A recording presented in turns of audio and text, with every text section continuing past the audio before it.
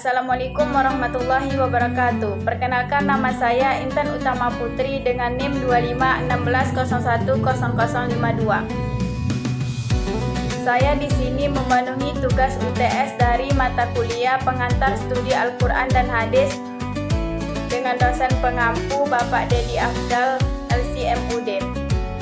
Saya dari Prodi Ekonomi Syariah, Program Studi Ekonomi dan Bisnis Islam. Di video ini saya akan menjelaskan tentang wahyu, nuzul Quran, dan pemeliharaan Al-Quran. Wahyu adalah pesan atau firman Allah Subhanahu wa Ta'ala yang diturunkan kepada para nabi dan rasulnya melalui berbagai cara. Wahyu menjadi sumber utama ajaran Islam, terutama yang termuat dalam Al-Quran. Pengertian wahyu dalam bahasa Arab, wahyun artinya bisikan. Secara istilah dalam Islam, wahyu adalah petunjuk dari Allah Subhanahu wa Ta'ala yang diturunkan kepada nabi dan rasulnya melalui malaikat, khususnya malaikat Jibril, berupa perintah, larangan, ilham sebagai pedoman hidup manusia. Cara turunnya wahyu kepada para nabi: 1. Mimpi yang benar di awal kenabian. Nabi Muhammad SAW sering mendapatkan wahyu melalui mimpi yang nyata. 2. Suara seperti gemeruncing lonceng.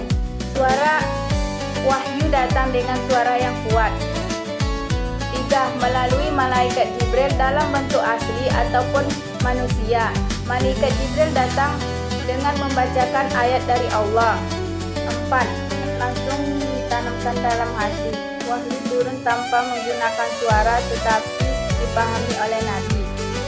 Manfaat dan fungsi wahyu: 1. Petunjuk hidup. 2. Membeda antara yang benar dan yang salah. 3. Sumber hukum Islam. 4. Penguat hati para nabi.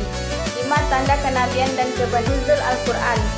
Al-Quran merupakan wahyu Allah Subhanahu wa Ta'ala yang diturunkan kepada Nabi Muhammad SAW di dua tempat, yakni di Mekah selama 9 tahun, di Madinah selama 10 tahun. Hal ini yang mendasari pembagian surah Makkiyah dan Madaniyah. Sayuti dalam kitabnya yang berjudul Al-Itqan fil Ulum, Al-Quran menyebutkan 3 pendapat tentang turunnya Al-Quran. 1. Al-Quran diturunkan secara utuh keseluruhannya di malam Lailatul Qadar. 2. Al-Quran turun di malam Lailatul Qadar pada masa kenabian. Kemudian diturunkan kepada Nabi Muhammad SAW. Al-Quran turun di malam Lailatul Qadar secara berangsur-angsur di malam yang berbeda. Pemeliharaan Al-Quran pada masa Nabi. Al-Quran diturunkan secara berangsur-angsur supaya mudah dihafal oleh sahabat Nabi.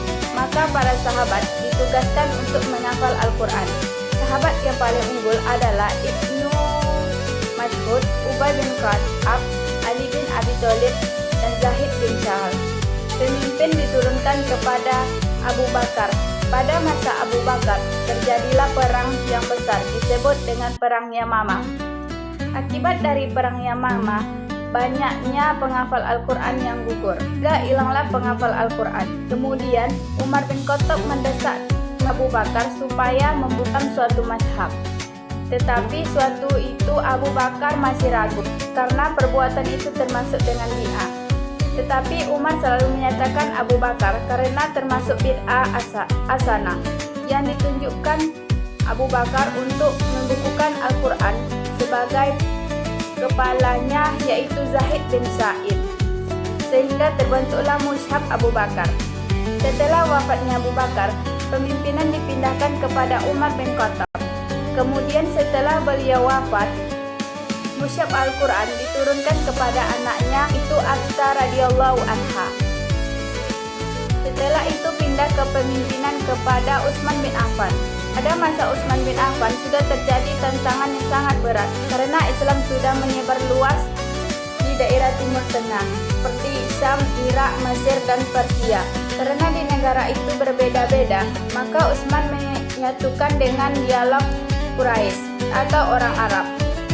Ali bin Abi Thalib, pada masa Ali bin Abi Thalib tantangannya lebih besar lagi karena Islam sudah tersebar luas ke dunia seperti di Asia dan di daerah Timur Tengah lainnya.